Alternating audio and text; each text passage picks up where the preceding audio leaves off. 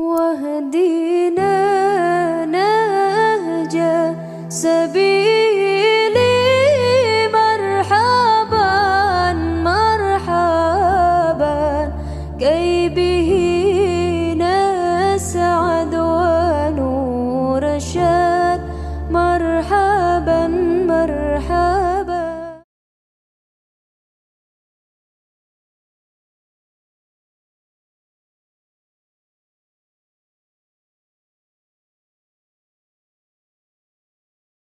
Nabi Putra Abdullah, Nabiullah Muhammad, Nabi kekasih Allah, Nabiullah Muhammad. Shalli ala Muhammad.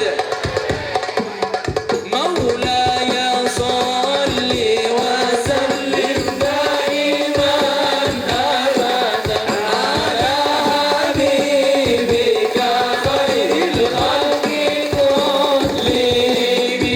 ala Maulid yang dimuliakan Allah Subhanahu wa taala. Mari kita awali acara Maulid ini dengan bacaan suratul Fatihah. Kita berharap, kita mohon pada Allah Subhanahu wa taala semoga acara ini dapat berjalan dengan baik, lancar, ada haji niyah wa ala kullatin salihah wa ila hadratin Nabi Muhammadin sallallahu alaihi wasallam. Al-Fatihah.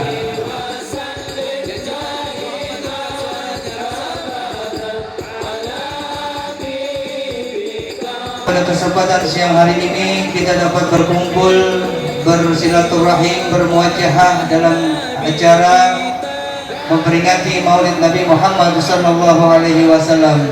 Semoga kumpulnya kita mendapatkan keberkahan dan diridhai oleh Allah Subhanahu wa taala. Amin ya rabbal alamin. Salawat beriringan salam tak lupa kita haturkan kepada baginda Nabi besar Muhammad sallallahu alaihi wasallam beserta para keluarganya, para sahabatnya, serta kita selaku umatnya. Mudah-mudahan kita semua mendapat syafaatul uzmah di yaumil qiyamati. Amin ya rabbal alamin. Bapak Ibu hadirin jamaah yang dirahmati oleh Allah Subhanahu wa taala, saya mewakili panitia mengucapkan ribuan banyak terima kasih kepada seluruh para tamu undangan yang telah menghadiri acara Maulid pada siang hari ini. Semoga langkah Bapak Ibu sekalian mendapatkan ampunan dari Allah Subhanahu wa taala. Bapak dan Ibu yang saya hormati, yang pertama tentunya terima kasih yang kepada Yayasan Nurul Muta'alimin yang sudah bisa melaksanakan kegiatan di siang hari ini ya. Lingkungan kita ini termasuk lingkungan yang padat ya, sekitar sini ya. Tapi manfaatnya juga besar buat kita ya. Gampang sekolah di sini, dan saya dengar bahkan sekolah ini termasuk yang ya ekonomis ya, dibandingkan sekolahan yang lain ya. Anak kita bisa sekolah di sini, bisa menimba ilmu di sini. Saya nitip kepada ibu-ibu khususnya yang biasa itu dekat sama bocah-bocah kita. Ternyata Bu, tahu kagak Bu? Apa yang bocah kadang-kadang itu dia malas sekolah? Kambing kita kalau keluar rumah maghrib dicariin apa kagak? Ayam. Kalau bocah emang apa? Bikin lagi.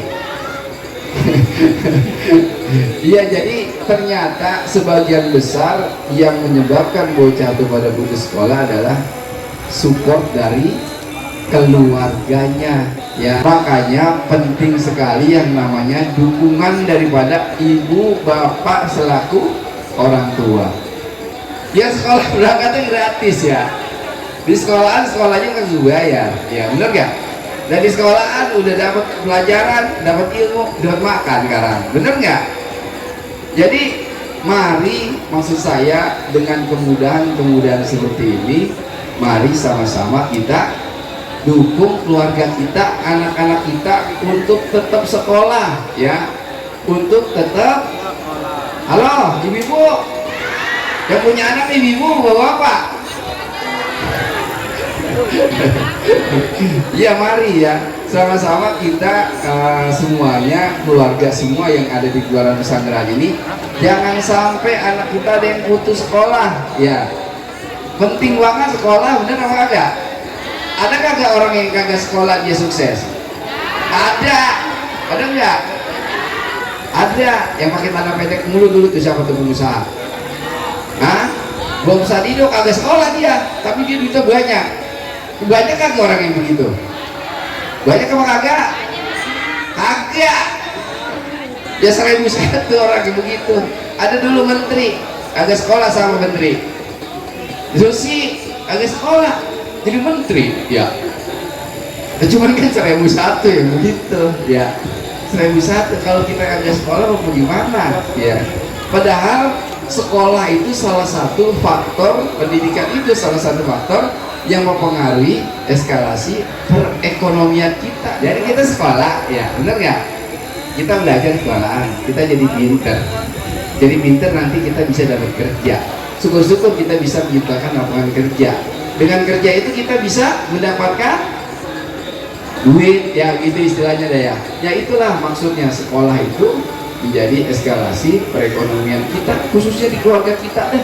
Gak usah jauh-jauh kita ke kampung kemana, di keluarga kita ya. Saya ngomong begini terkait sekolah karena memang tadi saya miris masih ada warga di Kelurahan Pesanggerahan yang bocah-bocahnya masih putus sekolah. Rabbi salli ala Muhammad ya Rabbi ballighhu al-wasilah.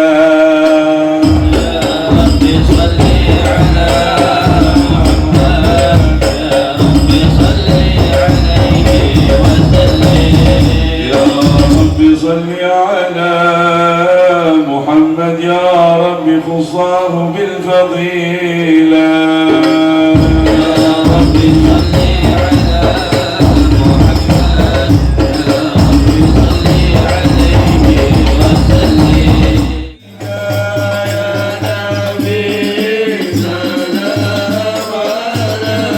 عليك يا رسول سلام عليك يا حبيب سلام عليك صلوات الله عليك أشرق البدر علينا فاختفت منه البدور بتنحسن ما رأينا قط يا وجز سروري يا نبي سلام عليك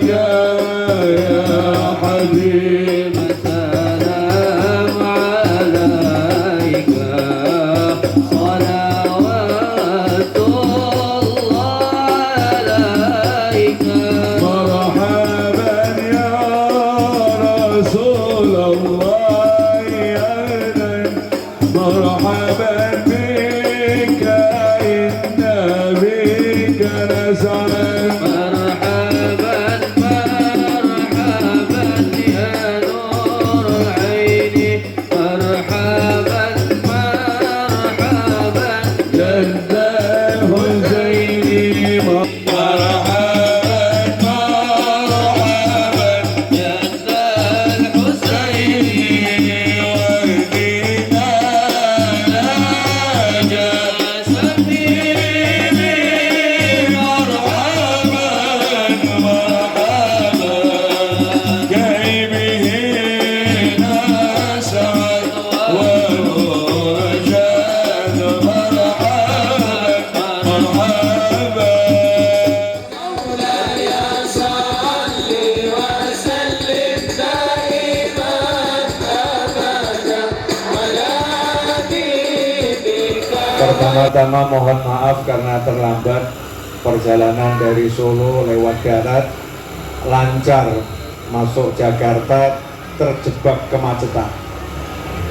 Dari mulai Pasar Minggu sampai luar veteran tadi ya, cukup macet, lebih lama daripada Solo sampai Jakarta. Maksudnya rasanya ya, rasanya. Makanya terlambat kurang lebih 30 menit, mohon maaf yang sebesar-besarnya. Yang kedua, jazakumullah khairan, terima kasih banyak karena telah menyediakan tempat, menyiapkan segala sesuatu, dan antum meluangkan waktu sehingga saya dengan mudah tinggal duduk bicara. Ya, tinggal duduk bicara. Jazakumullah khairan kepada semuanya, terkhusus penyelenggara majelis pada siang hingga sore hari ini, semoga dapat balasan yang sebesar-besarnya dari Allah Ta'ala, amin. Yang ketiga, saya nggak akan bicara pendek, nggak akan bicara panjang, tapi minta berkah saja ya, barokah. Anak-anak kita ini merupakan aset. Anak itu aset yang paling mahal, kekayaan yang paling mahal.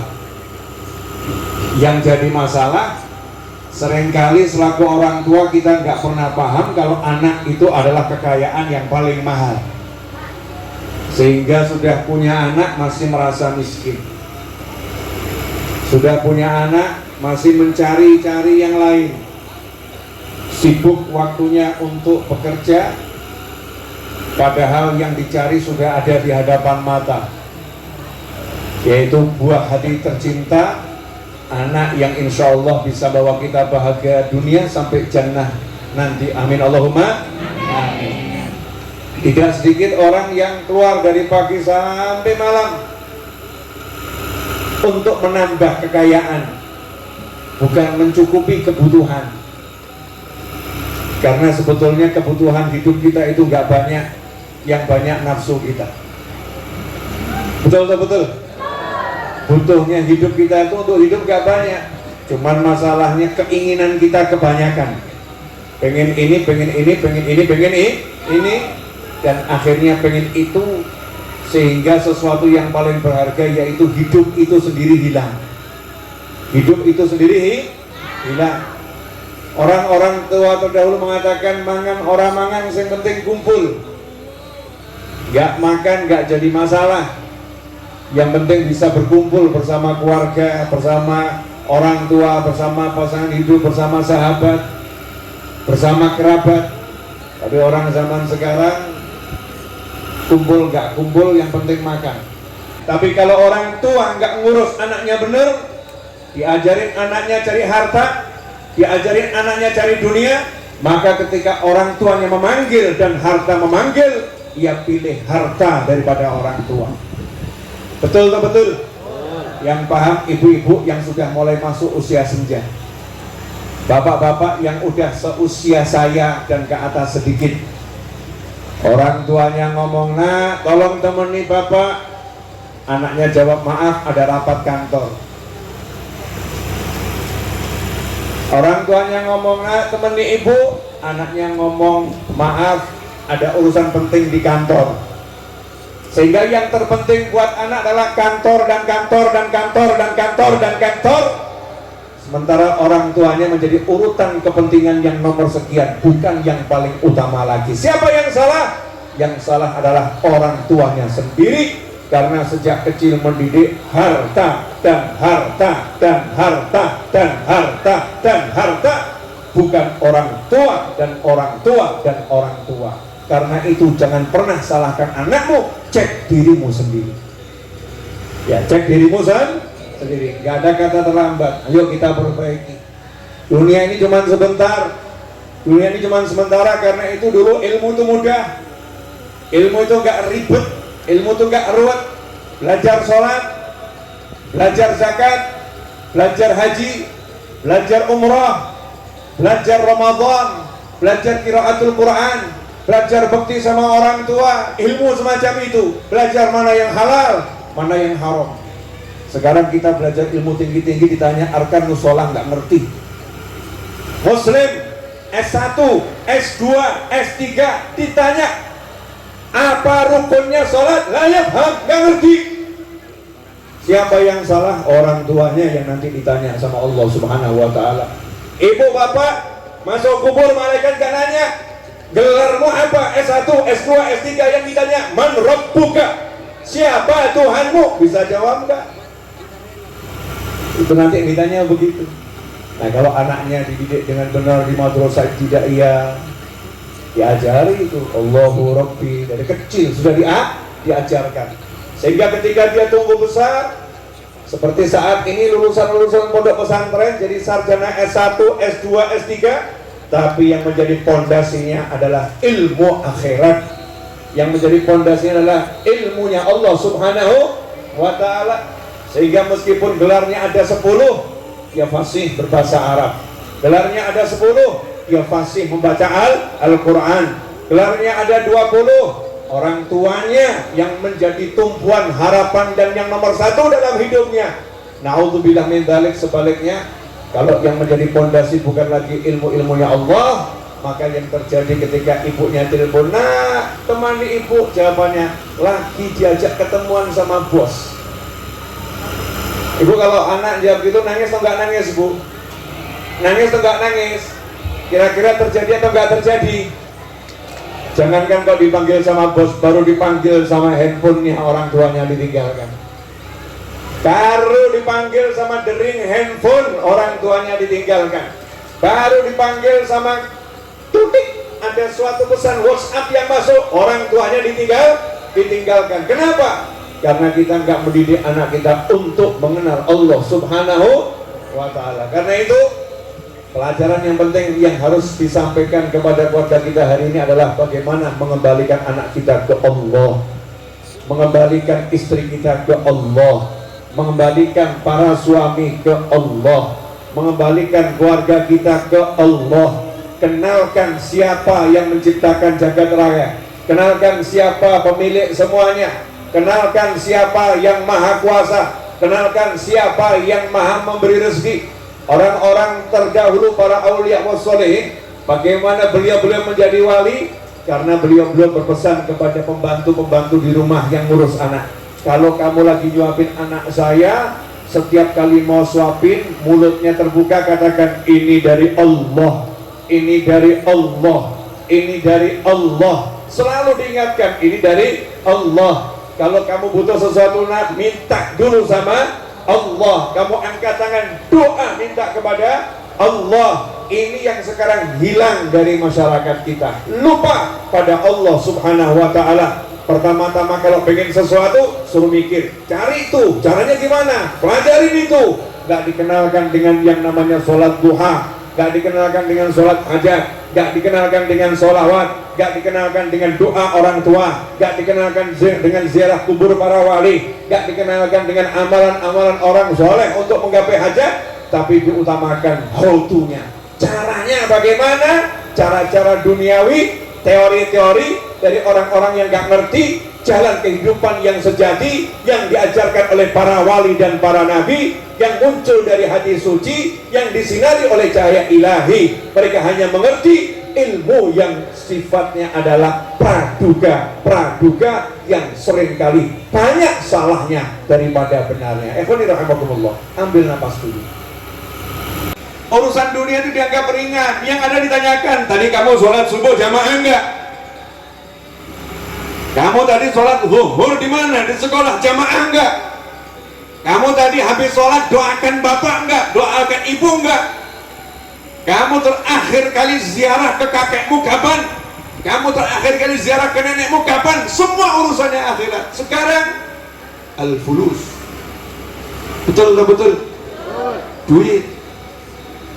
Lihat IG-nya orang, lihat tuh orang nih kaya nih, tuh sukses tuh orang tuh, duitnya banyak tuh. Lihat YouTube ini orang kaya ini, anaknya dipertontonkan kekayaan. Siapa yang merusak anak? Orang tuanya sendiri. Seperti yang disabdakan oleh Nabi Muhammad SAW, kullu mauludin yuladu alal fitrah. Setiap bayi yang terlahir itu terlahir dalam keadaan suci bersih, seperti ciptaan aslinya, gak kena kotoran macam-macam. Tapi orang tuanya yang menjadikan Yahudi, orang tuanya yang menjadikan Majusi. Meskipun orang tuanya muslim, pemikiran-pemikiran yang salah diberikan kepada anaknya, pola pikir yang salah diberikan kepada anaknya, sehingga anak tumbuh nggak jadi seperti doanya, Rabbana hablana min azwajina wa dzurriyyatina qurrata a'yunin waj'alna lil muttaqina imama. Anak menjadi penyejuk hati. Penyejuk hati itu apa? Lihat anaknya sholat, itu penyejuk hati. Lihat anaknya baca Al-Quran, itu penyejuk hati. Lihat anaknya dipanggil lebih dengan senyum, datang segera, itu penyejuk hati. Tapi kalau anaknya dipanggil, dipanggil lagi diam, dipanggil lagi diam, dipanggil lagi dengan keras, marah. Apain sih? Ribet amat. Na'udzubillah min dzalik.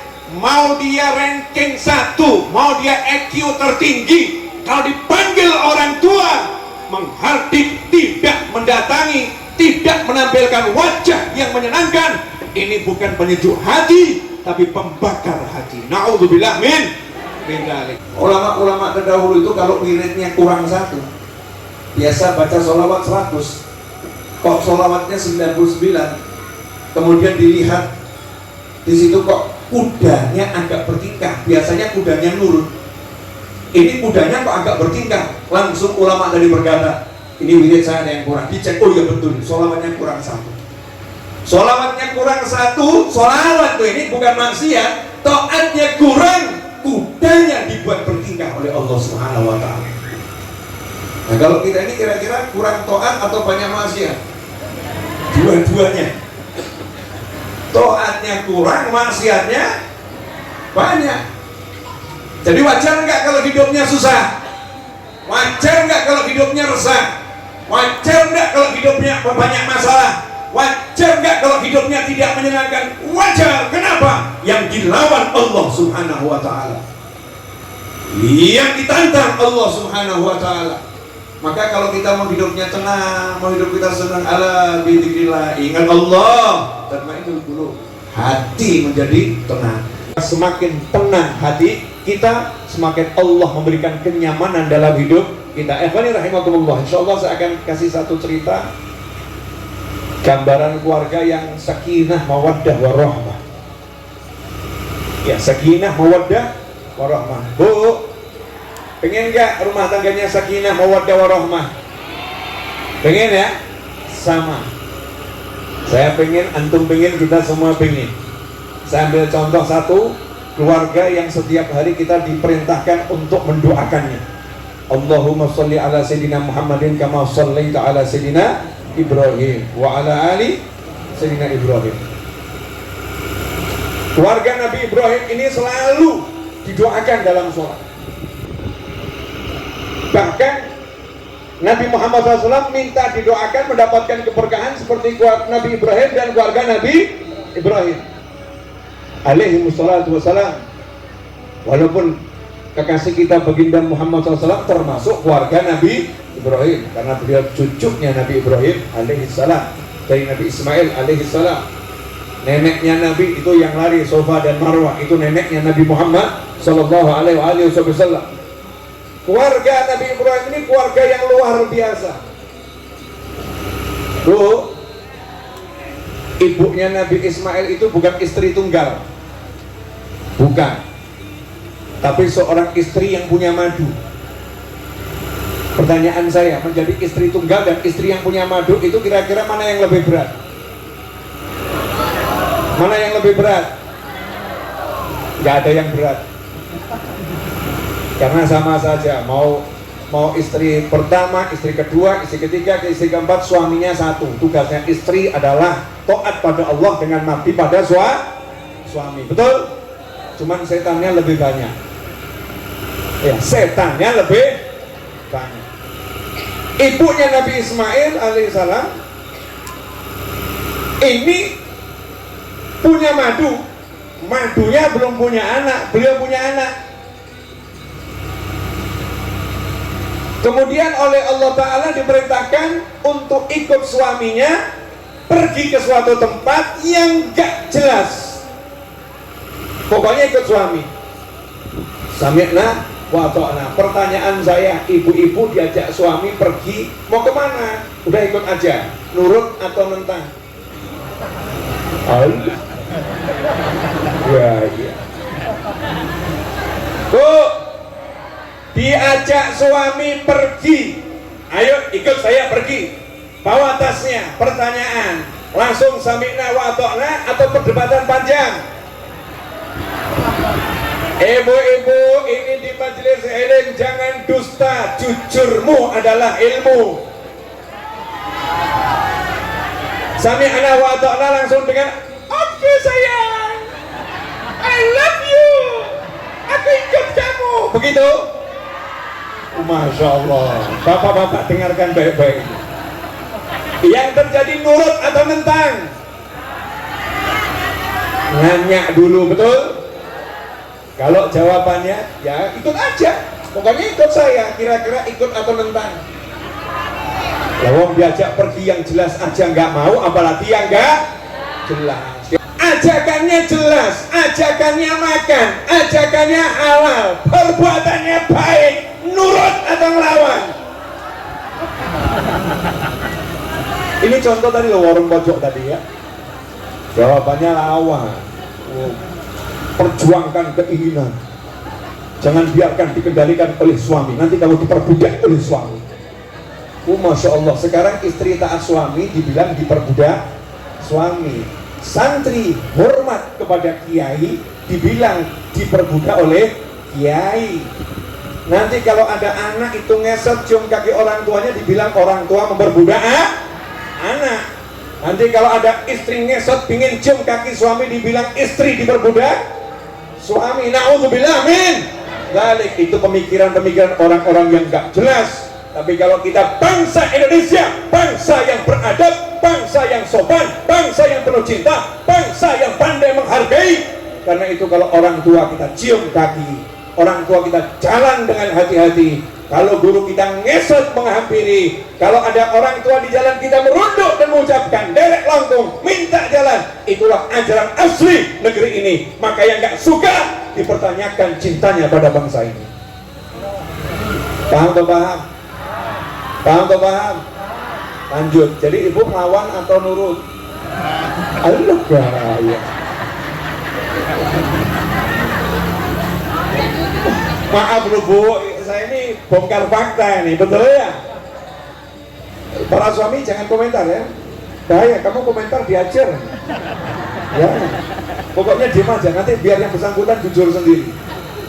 Bu, kemudian ibu diajak pergi ke luar kota, ibu lagi capek, diajak pergi ke luar kota oleh suami. Kemudian tujuannya itu mau kemana nggak jelas. Nanti tidur di mana? Gak usah nanya. Terus nanti kita kendaraannya apa? Gak usah nanya, ikut aja. Pertanyaan saya, ikut atau melawan? Ikut atau melawan? Jujur, ikut atau melawan? Melawan. Suara terbanyak tadi mengatakan melawan. Itu kejujuran, saya senang. Biar kita tahu kualitas kita. sangat berbeda dengan istri yang salihah. Maka kalau Anda merasa salihah, pertanyakan kesalihan Anda itu. Malu pada Allah Ta'ala.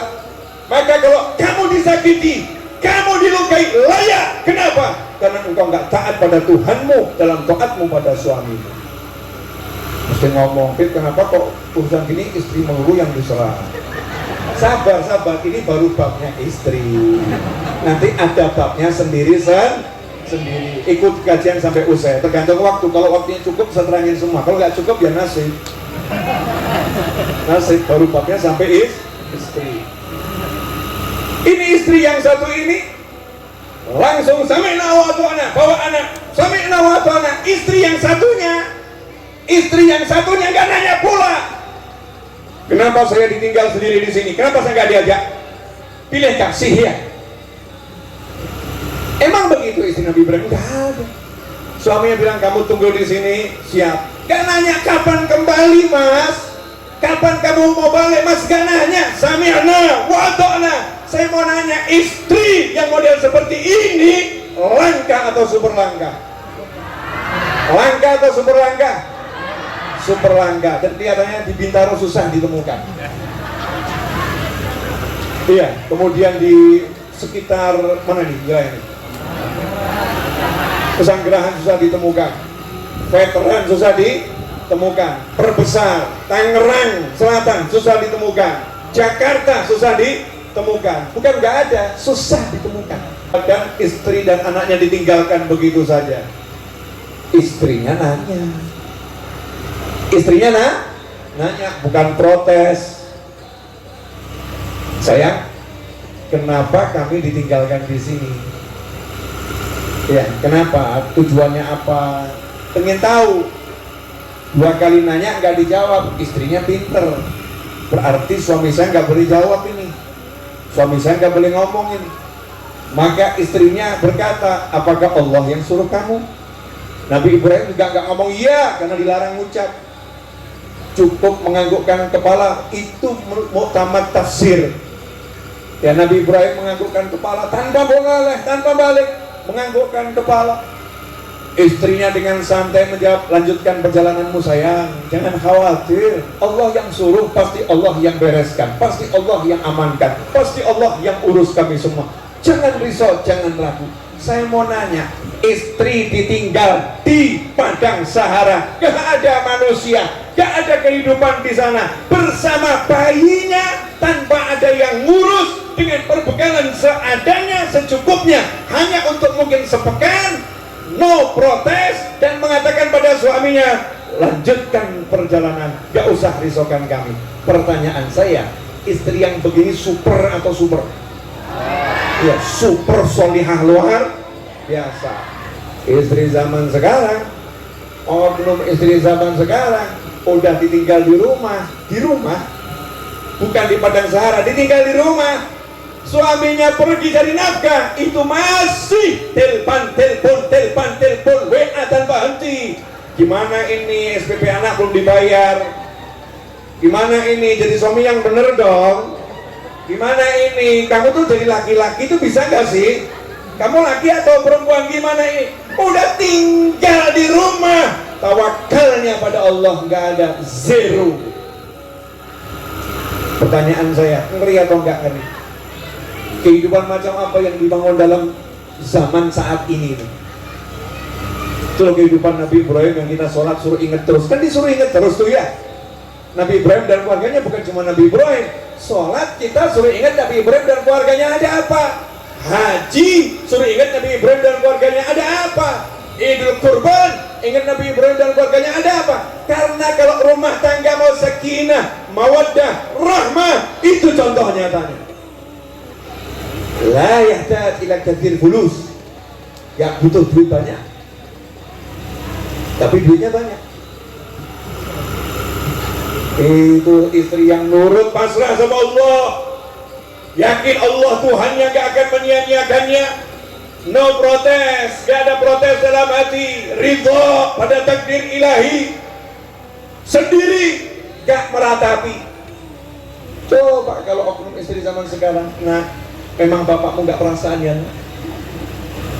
Kita ditinggalkan di rumah ini sendiri, bapakmu pergi entah kapan kembali. Bapakmu pergi kepada ibumu yang lain. Mungkin lagi bersenang-senang di sana, lupa sama kita, nak. Memang begitu bapakmu, nak. Ini oknum istri zaman sekarang. Kalau istri Nabi Ibrahim nggak pernah mikir seperti itu. Gak ada pikiran tentang orang lain, yang dipikir apa tugasku dari Allah saat ini di tempat ini. Oh, tugasnya ngurus anak, jaga kehormatan diri. Gak ada toleh kanan toleh kiri, cari laki-laki. Yang ada anak yang satu ini dirawat, perbekalan dihemat, perbekalan habis, anak menangis. Semua tahu ceritanya. Nabi Ismail nangis kenceng-kenceng, ibunya gak tinggal diam, cari air.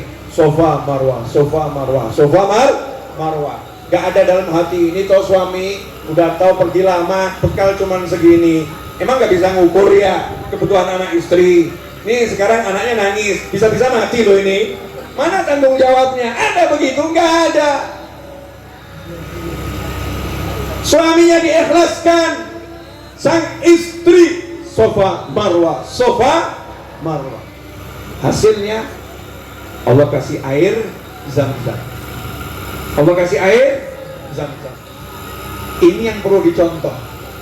Kalau mau rumah tangga sakinah warahmah, jalankan tugasmu sebagai suami, jalankan tugasmu sebagai istri. Enggak usah ngurus tugasnya orang lain.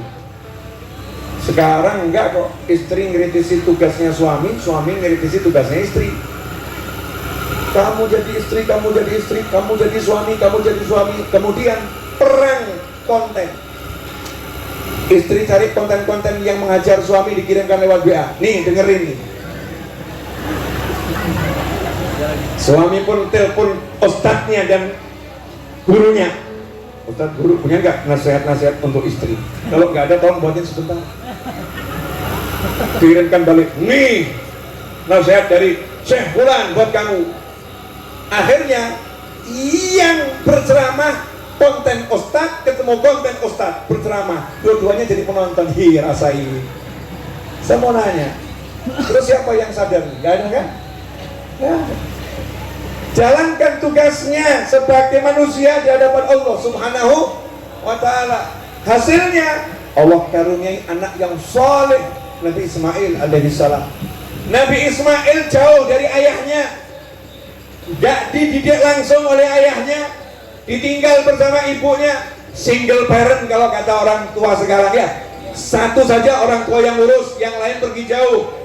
Dalam riwayat Nabi Ibrahim itu menjenguk anaknya ketika usia 10 atau 12 tahun. Artinya 8 tahun atau 10 tahun setelah ditinggalkan baru diizinkan menjenguk. Begitu jenguk, Allah uji sang ayah. Sembelih anakmu, sembelih anakmu. Bapaknya gak gentar, bapaknya gak berubah pikiran. Bapaknya nanya sama anak, jangan salah menafsirkan. Pertanyaan itu bukan untuk minta pendapat, kalau pendapatnya beda akan dirubah, bukan. Tapi bapak ini pengen tahu anaknya ini kalau dapat problem seperti ini, cara ngadepinnya seperti apa. Kalau benar akan dibenarkan, kalau salah akan diperbaiki. Maka ngomong, ya bunayya inni ara fil manami anni adbahuka fanzur madza tara. Duhai anakku, sungguh aku bermimpi menyembelih kamu. Menurut pendapatmu bagaimana?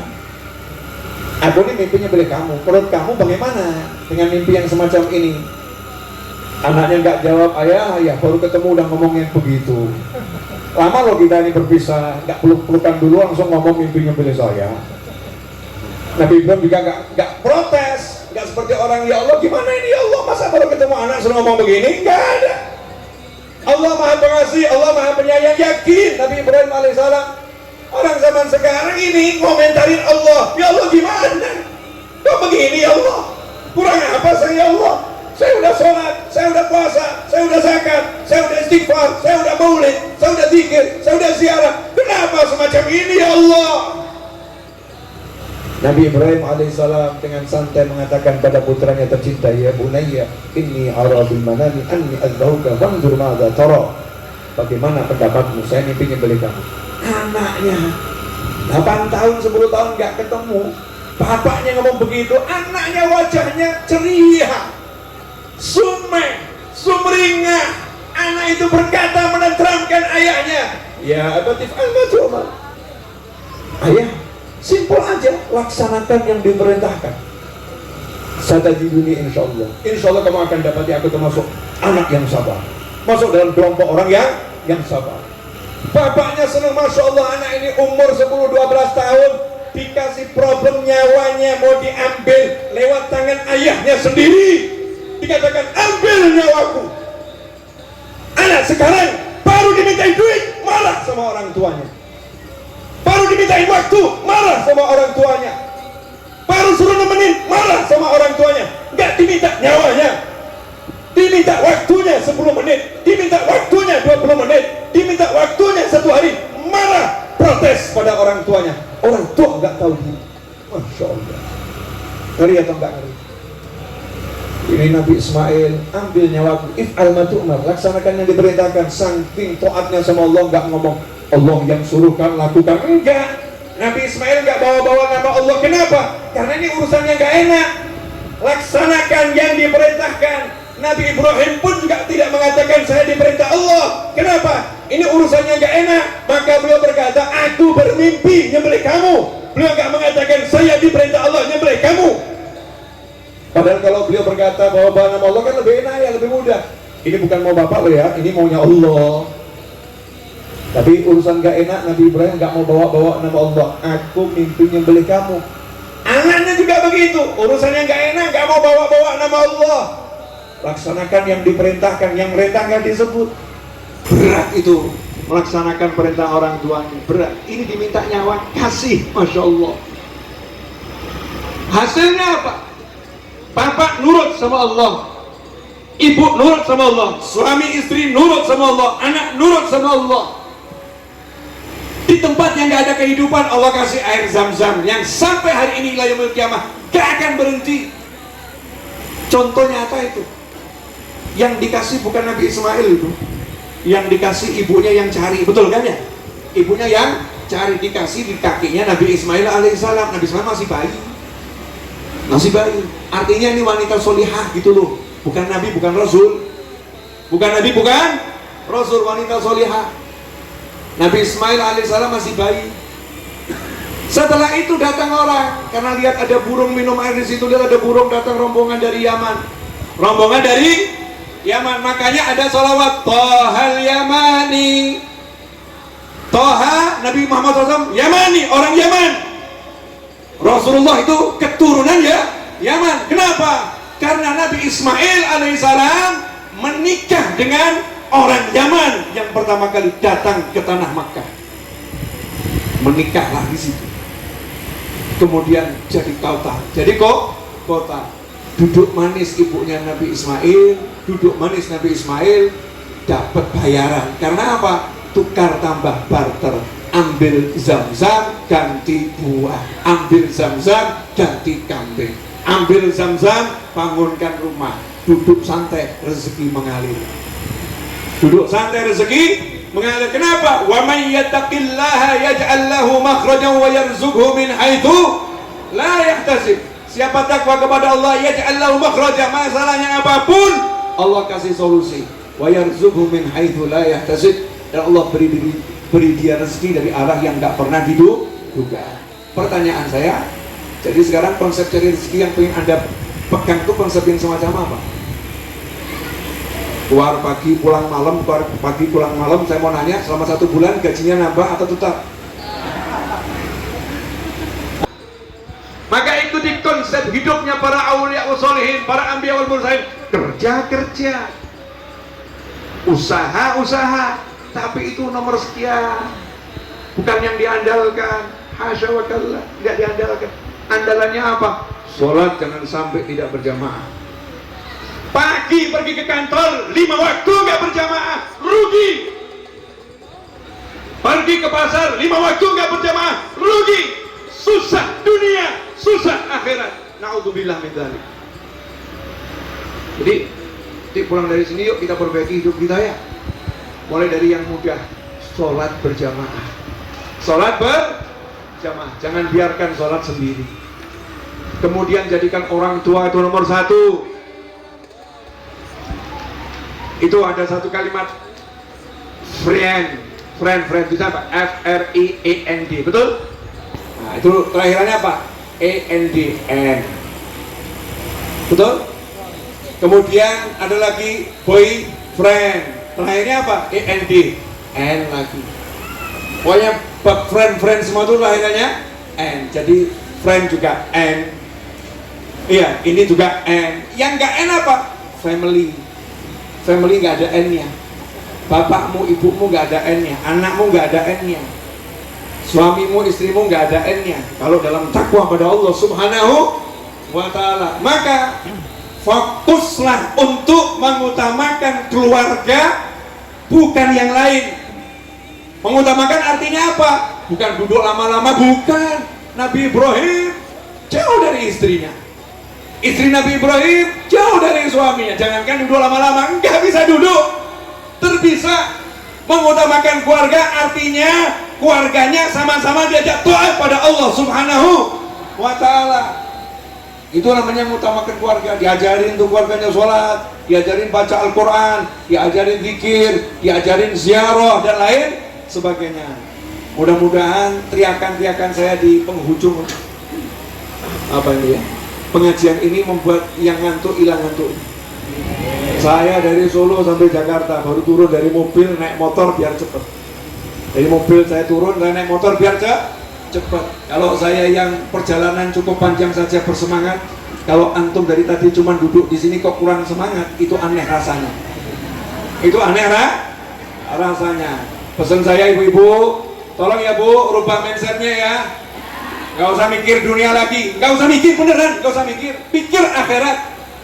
Nanti sama Allah akan dikasih ide-ide duniawi yang berkah, ide-ide duniawi yang berkah. Tapi kalau mikirnya dunia, maka akhirat gak dapat, dunianya gak ada barokahnya, dunianya gak ada barokahnya. Hakadza walakum minkum, jazakumullah khairan atas waktunya, kesempatannya dan segala-galanya. Terima kasih banyak dan mohon maaf atas keterlambatannya tadi. Dan saya minta izin, meskipun dianjurkan kita itu berjabat tangan, dianjurkan kita itu cium tangan, tapi kali ini saya minta izin gak jabat tangan, gak cium tangan. Kenapa? Butuh istirahat.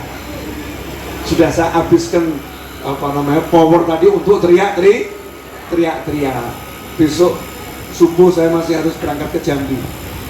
Insya Allah ada halnya Syekh Abdul Qadir Al-Jilani, salah satu guru saya itu orang Jambi. Itu guru yang ngasih saya ijazah Dalail Khairat. Saya dapat ijazah Dalail Khairat dan saya dapat ijazah untuk mengijazahkannya pada siapapun. Itu ngambilnya di Kuala Tunggal di Jambi. Nah, ini putranya minta tolong sama saya ceramah. Walaupun saya udah lama nggak melangkahkan kaki keluar pulau untuk ceramah, tapi karena yang minta itu salah satu putra guru saya, ya berangkat. Itu namanya birrul walidain, bekti sama orang tua. Jadi mohon maaf teman-teman, bil pakai hati. Kemudian ibu-ibu jangan tinggalkan, doakan anak, ya Rabbana hab lana min azwajina wa dzurriyyatina qurrata a'yunin waj'alna lil muttaqina imama. Jangan pernah ditinggalkan habis sholat. Insyaallah nanti akan berkah yang luar biasa. Mari kita akhiri dengan doa yang singkat, padat, insyaallah barokah manfaat.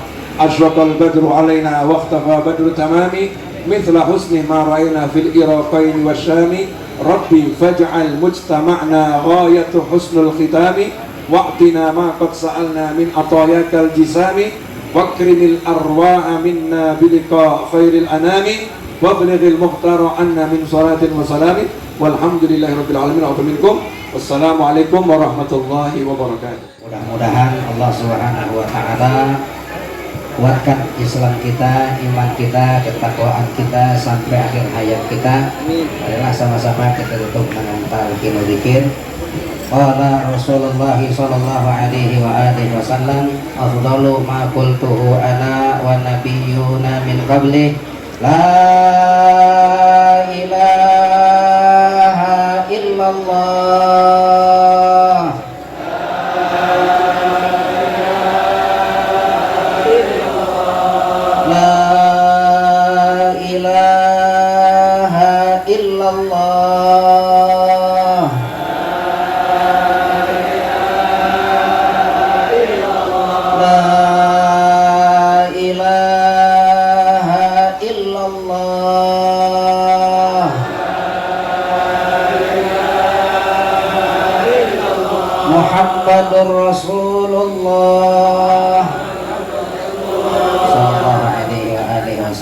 kalimatu haqqin 'alaiha nahya wa 'alaiha namut wa biha nub'atsu insyaallah ta'ala minal aminin bi rahmatillahi wa karamih. Innallaha wa malaikatahu yusalluna 'alan nabi ya ayyuhalladzina amanu sallu 'alaihi wa sallimu taslima. Allahumma salli wa sallim mubarak alaihi wa ala alihi wa ila hadratin nabi Muhammad sallallahu alaihi wa alihi wa sallam bisiri asraril Fatihah. Nabi putra